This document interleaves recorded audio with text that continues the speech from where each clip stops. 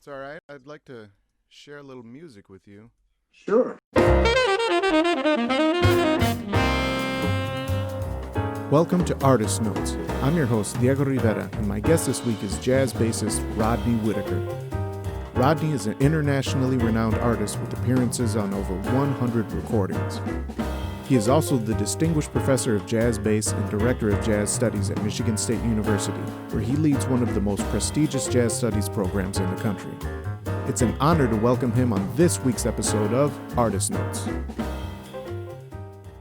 Well, thank you, Rodney, for joining this discussion. I really love any opportunity that I get to talk about music with you. Music, for you, I notice it kind of like leaches over into life, and it leaches into politics and society and humanity, and it's just your musicianship and your music is so multi-dimensional, and I learn a lot, not only about music, but it's just like the other things that I learned in addition to music are really powerful, and I've valued and cherished for a long time. So thank you for joining. Thank you, Diego, for having me. I really appreciate it. If it's all right, I'd like to share a little music with you. Sure. So this first one is called BLM Plaza. It was inspired by the most recent events. I won't say recent events because it seems like the issues have been in existence for a long time. So I would say the most recent events that we saw following the murder of George Floyd, and the kind of collective consciousness of the nation seemed to create a lot more awareness. So this was a tune dedicated to that.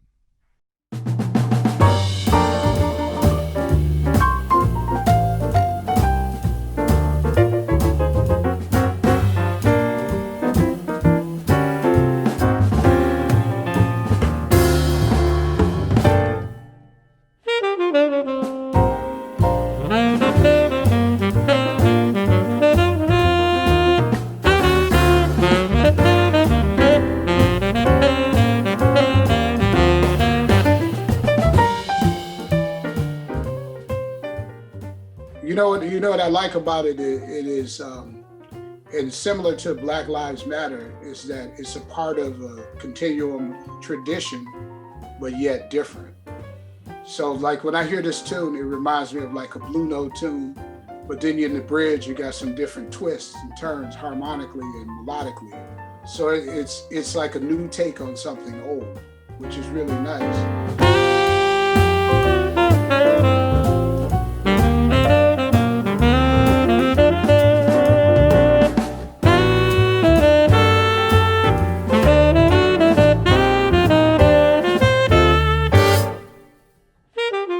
Somebody was telling me, I was talking to a historian a couple days ago on a Zoom chat, and they were saying, talking about sort of like the rift between the Black church and Black Lives Matter that's happening now.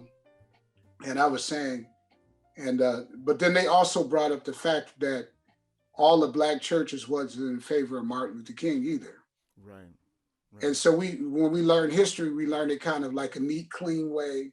Mm-hmm. That and I think about being like a tune like that, where people just on the surface, they hear it and they think, well, oh yeah, okay, that's Blue Note. Mm-hmm. But then you figured out some different stuff that makes it new within it. So it's beautiful. So it's right in the title makes sense, and it's befitting because this generation really is not going to stand for anybody telling them how to do it. And musically, it's part of the thing that's old and part of our, not old, but part of our tradition. Right. But you figured out a new way to articulate your voice. Because in the middle, the beginning of it sounds like, okay, I could hear Hank Mobley, I could hear, but then in the middle of it, it's you. And it's original. So that's beautiful to hear.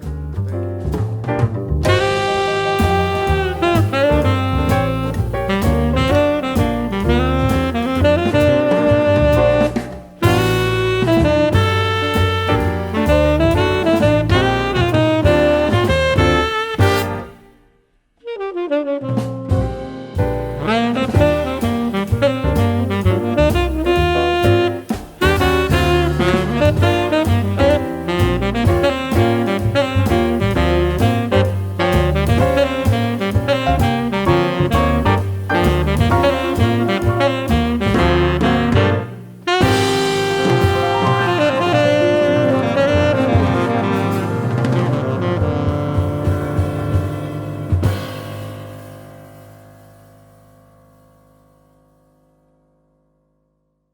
freedom from oppression seems to be an emotion that's indigenous to kind of all humans. I don't think anybody enjoys the feeling of being oppressed or tied down or held down or kind of told they can't do something. I think that's an indigenous human emotion.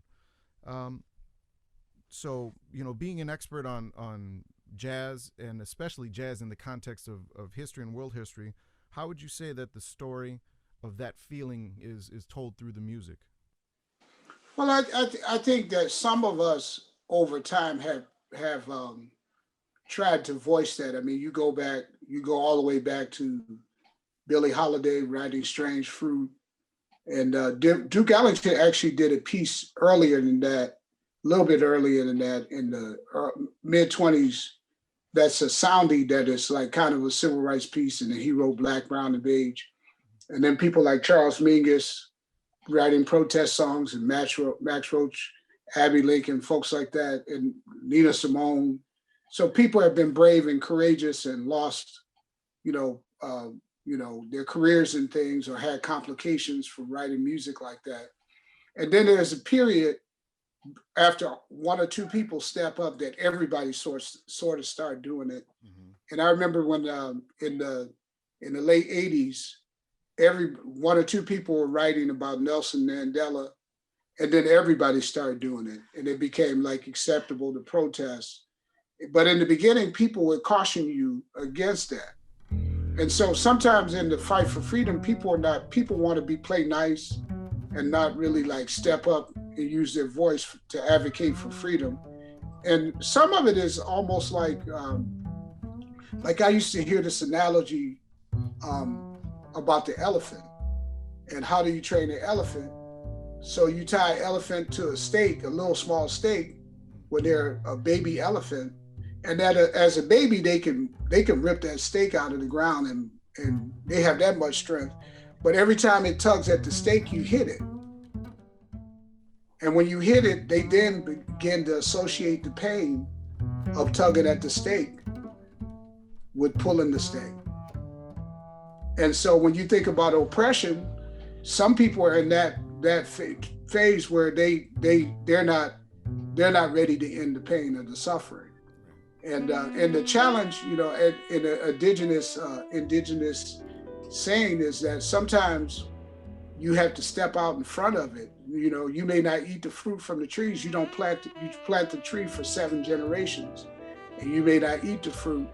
Sometimes, you think of people who, in cultures all around the world that we've studied, that were, that may have been killed or executed or whatever by the opposing folks, but they did that for the generations to come. And it's hard to, sometimes that's a difficult thing to, everybody don't have to be a martyr, but, I think it's one of those things, if you're willing to step in front and to be political and to fight for freedom, you should. We're struggling, mankind is struggling to leave the world better than it was. I mean, that's our biggest struggle. Like, can we honestly say that we left, this place better 10 years from now than it was when we came in?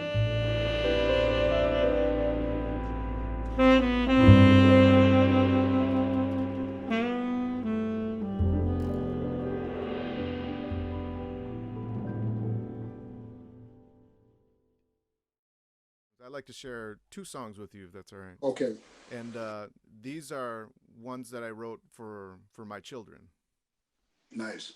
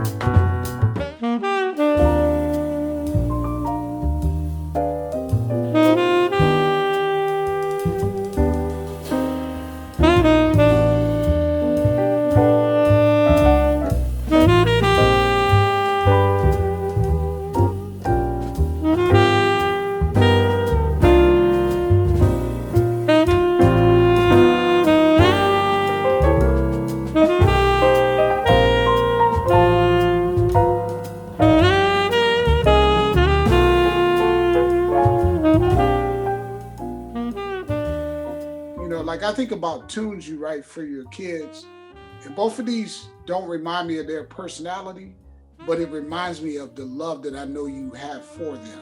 That's what I hear when I hear the tune. Because there's the category when people write a tune for their kid, you can hear the personality. But what I hear is how you feel about them in both tunes and what your aspirations for them. And I think that's how I think about like telling a story and with my music, or if I write a tune for my kids, it's like what I want for them. And sometimes the challenge that you have, you know, I got kids that are grown, and I'm certainly proud of all of them. But the hardest part in it is you do what you can do to help them and to nurture them and to push them along and give them a little easier time than you have. But they all have their own path and their own route. And that's the challenge as a parent, is to allow your relationship to change. Because you're gonna always be their parent. That's never gonna change. But sometimes, you know, the hardest part is to let them come to you, or to listen, to figure out when they just want you to listen to them and when they want your advice. You know, so that's one of the challenges, but also too, to accept that they may not see the world the same way you see it. I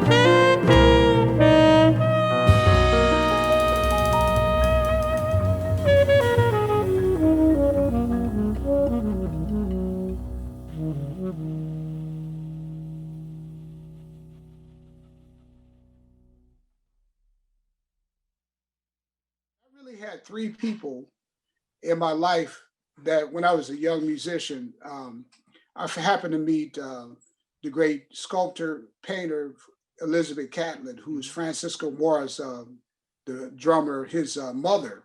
And she's married, of course, to the famous painter, Mexican painter, Francisco Mora Sr., who's an amazing person in his own right. And I was at their house in Cuernavaca, and I think I was maybe 18 or 19 years old. And she actually gave me a print. Do you see that print? Yeah, so she gave me this print. And I said, well, what inspires you? She said, well, this is really about the Black Power movement. And what I did is I painted this when I was in Cuernavaca, or I drew it, or whatever the medium is. And I waited till before I felt it was finished, I waited till I got back to Harlem. I said, well, why'd you wait back till you get to Harlem? Because I showed it to someone that wasn't trained in art. And when they reacted, I knew it was finished. Wow, yeah. And so I said, wow. And I said, well, what did it tell you? She said, well, if I could touch a person that's not trained in art, then I'm doing my job, because my job is to inspire people. And not art critics and all those people. So I paint for the people. So that, like, the light bulb went off, ding, ding, ding, ding. So my music has to do the same thing. Then I read Du Bois after that, W.E.B. Du Bois, and he said that all music and art is propaganda. And so that changed my perspective of how I saw myself, that I'm not just an entertainer, that I am an artist that is always telling a story to people, even if it's a story of joy, you know, like Louis Armstrong's Triumph and Smile. Then the last part of that is I read this book called Here I Stand, Paul Robeson, maybe sometime after that. I think I was maybe 22. And these all happened like right behind each other, like 18, 19, 20, 21 or 22, sometime around in the 80s. And I read this thing that Harry Belafonte wanted to be like a jazz singer, like you know, he was singing standards. You know, he grew up in Harlem. He's from Jamaica, but he's a child of swing. Right. So he wanted you know, be a crooner, you know, like Billy Eckstine and that kind of singing. Yeah. And so Paul Robeson told him, no, man, you need to sing calypso. You need to sing Caribbean music and make them see you. Make them and tell your story. Tell the story of Jamaica. Tell the story of revolution. And he was one of those kids that grew up in the Garveyite movement in New York City. So he's like, he has that political awareness. And from that time on, he spent all the rest of his time like being aware and starting to read and understand, because Paul Robeson had inspired him to want to tell his story and get people to see him, to see his humanity and the humanity of his people. And so when I saw that light bulb went off. So then from then on, I realized no matter what we were doing musically on the stage or whether we were in the club, and how we interacted with people, told a story about our journey and our people, whoever our people are. We're always constantly represented, and we have to watch how we represent our people and our culture, because sometimes we're the only way that people will ever see our culture.